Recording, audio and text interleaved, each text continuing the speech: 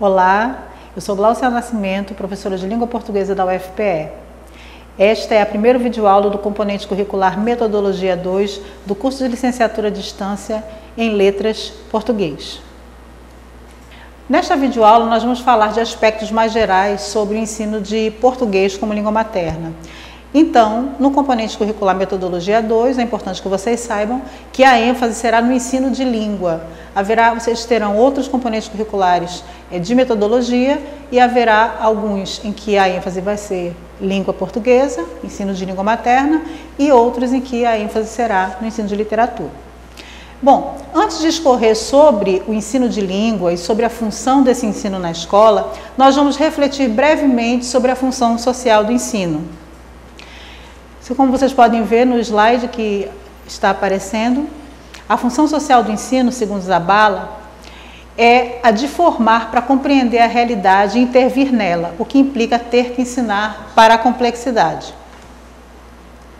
Ou seja, quando nós ensinamos para a complexidade, nós estamos preparando os estudantes para lidar com os desafios da vida social, com os desafios da vida cotidiana, né? Ou seja, a ideia é que nós possamos contribuir para o desenvolvimento de competências. E, antes de dar continuidade, é importante que a gente defina o que a gente está entendendo aqui por competências, né? Competências, de acordo com Perrinot, é a capacidade de mobilizar diversos recursos cognitivos para enfrentar um tipo de situação. Nós poderíamos até dizer enfrentar um tipo de problema. Nós sabemos que no dia a dia, o tempo todo, são postos para cada um de nós problemas a serem resolvidos. E aí nós não estamos aqui entendendo problemas necessariamente no sentido negativo, né? Às vezes enviar um e-mail para parabenizar uma pessoa pode ser entendido como um problema a ser resolvido, né? Então, o enfrentamento dessas situações, ou digamos assim, desses problemas, é importante, para o enfrentamento é importante que nós desenvolvamos essas competências, né? Bem, uma coisa que é importante que a gente saiba é que o desenvolvimento de competências pressupõe a previsão de situações concretas, mesmo que estas sejam fictícias, né? Ou seja, é importante que o professor preveja situações e vincule essas situações a um determinado contexto, né? Mesmo que seja, como eu já falei, que não seja um contexto real, tá? E por que isso? Porque a ideia é trabalhar com práticas sociais.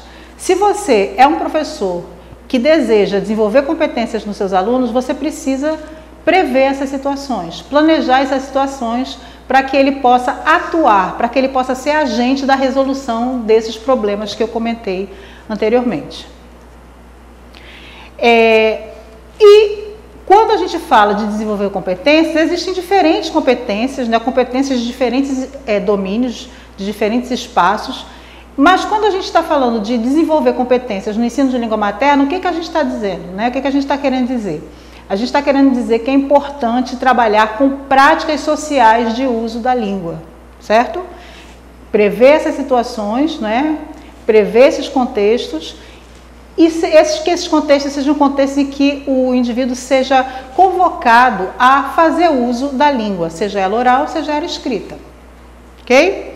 Bom, nesse curso, né, desde o início, você está entrando em contato com diferentes conteúdos, né, conteúdos conceituais, conteúdos pertinentes tanto ao ensino de língua portuguesa quanto ao ensino de literatura de língua portuguesa, né. Está construindo saberes importantes, né, e saberes que seus alunos também vão ter que construir, né. Agora, eles vão ter que construir de uma forma diferente daquela que você está construindo aqui nesse curso de licenciatura, que é um curso de graduação, né.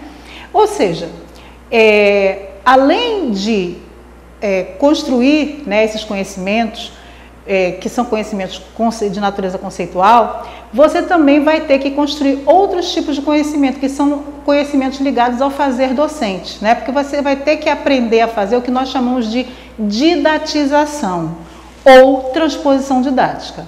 E o que seria didatização ou transposição didática, né? A didatização é a prática de tornar ensináveis os denominados saberes científicos, né, ou saberes sábios. Para isso, o professor precisa desenvolver ele mesmo competências, quer dizer, competências para tomar um saber científico e trabalhar esse saber para que ele possa ser ensinado a um estudante da educação básica, ok? E são justamente essas transposições didáticas, não é? Essas didatizações que são discutidas nos componentes curriculares de metodologia, né? E aí eu acho importante a gente lembrar bem rapidamente qual é a diferença entre metodologia e didática, né? Nós temos aqui no curso o componente curricular didática e temos os componentes curriculares de metodologia, tá? E qual é então essa diferença? Vamos ver? Veja, como você pode observar aí no slide, a didática tem pontos de contato com a metodologia, mas não é a mesma coisa, certo? O que seria então a didática? A didática se ocupa em discutir um conjunto de problemas e de questões comuns que envolvem os diferentes tipos de ensino. Então, você tem a discussão sobre a relação pedagógica, no sentido mais amplo, né, entre professor e aluno, questões de disciplina e indisciplina, avaliação, entre outras questões com as quais todo professor na escola precisa lidar. Já a metodologia vai se ocupar em discutir as diferentes formas e as mais eficientes formas para se ensinar os conteúdos de determinado componente curricular, né? Então, aí você tem as metodologias para cada componente curricular. Tem a metodologia do ensino da língua portuguesa, do ensino da matemática e assim sucessivamente, ok? Bom, então, esse componente curricular, que é metodologia 2, né? O que ele pretende? Ele pretende possibilitar que nós possamos juntos refletir sobre as possibilidades de ensino do português como língua materna, né? O que isso significa? Quando a gente diz hoje que vai ensinar português, é importante que, embora algumas pessoas ainda acreditem que ensinar português é igual a ensinar gramática normativa, que o ensino do português até inclui o ensino da gramática normativa, mas não vai se limitar a esse ensino, ok? O ensino do português hoje como língua materna é um tipo de ensino que vai se ocupar do desenvolvimento de competências, mas de competências linguístico-interacionais, né, dos estudantes da educação básica, certo? Então, se eu dou conta de um ensino que pretende desenvolver competências, quando eu digo isso, nessa minha afirmação, você já pode perceber um pouco, né, da concepção de língua que é adotada aqui, ok? Bem, a toda prática subjaz uma determinada concepção. E no caso da prática do professor de português, como língua materna, também subjaz uma concepção. E cada um pode ter uma concepção de língua diferente, né? Mas qual é a concepção de língua que aquelas pessoas que trabalham com desenvolvimento de competência devem adotar, né? É a concepção da língua como forma de ação, ok? Ou seja, é a concepção segundo a qual a língua é uma entidade dinâmica, né? É uma entidade dinâmica que é usada por uma comunidade linguística para a interação social. Então, aqui nós vemos que a língua não pode ser vista como alguma coisa imutável, como alguma coisa estagnada, né? É uma entidade dinâmica, é importante que se diga isso, né? Ou seja, a matéria da língua ela é necessariamente heterogênea, caótica, não no mau sentido. Quando Humboldt trouxe a ideia de caótico, ele estava justamente tentando associar a essa ideia de dinamismo, né? Agora, apesar de haver essa dinâmica, ou seja, de a língua variar e de mudar com o tempo, ela tem, né, princípios que estabilizam o sistema. Toda a língua é um sistema dinâmico, porque varia e muda. Não é difícil perceber isso, basta você viajar para outra cidade que você vai perceber que as pessoas não falam exatamente da mesma maneira como se fala aqui, né? Então ela varia, ela muda, mas ela tem uma estabilidade, porque senão nós não estaríamos falando a mesma língua, nós não estaríamos falando o mesmo idioma. Tanto é que você sai daqui de Pernambuco, vai para São Paulo, vai para o Rio Grande do Sul e você consegue se comunicar com as pessoas, porque a língua é a mesma, porque há alguma coisa no sistema que torna esse sistema estável e compreensível para os diferentes falantes dessa comunidade, que é uma grande comunidade linguística, né?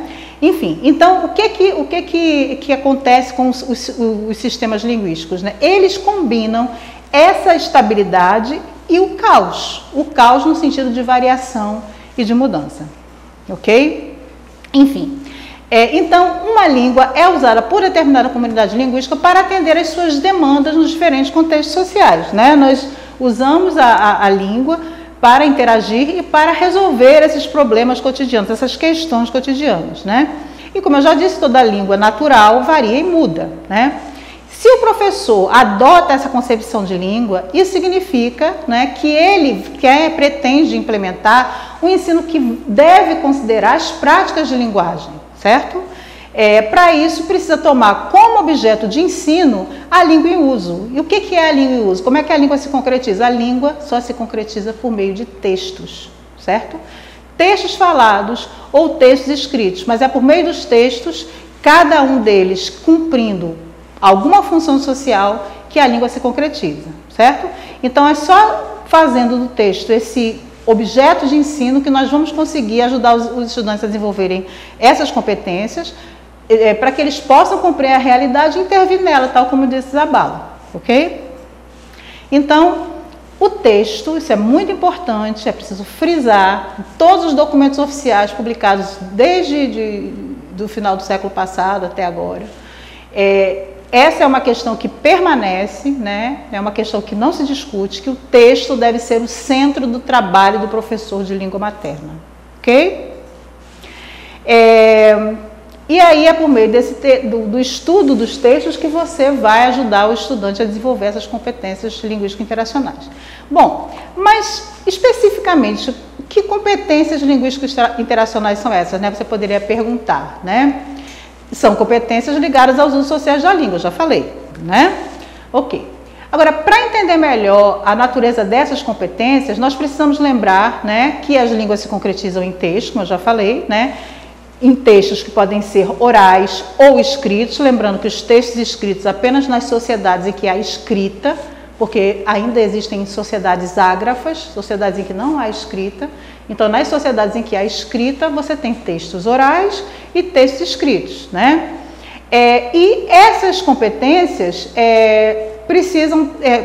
essas competências que vão ser desenvolvidas pelo professor são competências de fala e competências de escrita, né? Nos documentos oficiais que orientam o ensino de português, em todos os documentos, né, a partir do final do século passado, essa questão também está lá colocada, como eu falei, não mudou, permanece, né? Segundo esses documentos oficiais, para fazer esse tipo de ensino, para desenvolver essas competências, é preciso considerar os seguintes eixos de ensino: leitura de textos, produção de textos, oralidade e conhecimentos linguísticos. Eu queria só chamar a atenção para os dois últimos eixos, o de oralidade e de conhecimentos linguísticos. Quando se trata da oralidade, a ideia é que se dê conta tanto da produção do texto oral, especialmente da produção do texto oral em situações mais formais e públicas, quanto da produção do texto oral. Então, uma comunicação, por exemplo, num evento do colégio em que os alunos são convocados a apresentar o resultado de um trabalho de pesquisa. Esse tipo de atividade que será requerida desse aluno, muitas vezes quando ele estiver na universidade, geralmente ocorre dentro de um gênero chamado seminário. O professor precisa ajudar o estudante a organizar essa fala, né? É uma fala formal pública. Geralmente, quando se faz uma fala formal, mais formal pública, se usa, por exemplo, a escrita de apoio à memória, por meio de um slide, como eu estou fazendo aqui nessa aula.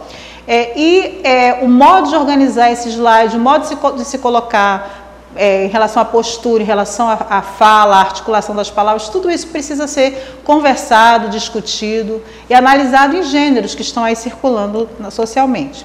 Em relação ao eixo dos conhecimentos linguísticos, nós tratamos conhecimentos linguísticos, o que inclui o estudo tanto da gramática quanto do léxico da língua, mas não o estudo da gramática e do léxico soltos, né?